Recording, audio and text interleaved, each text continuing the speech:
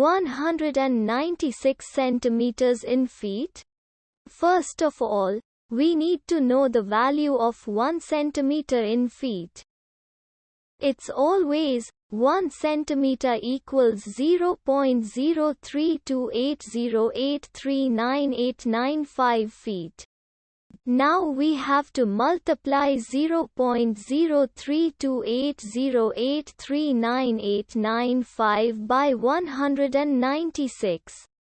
Therefore, 196 centimeters times 0.03280839895 feet equals 6.43044619442 feet.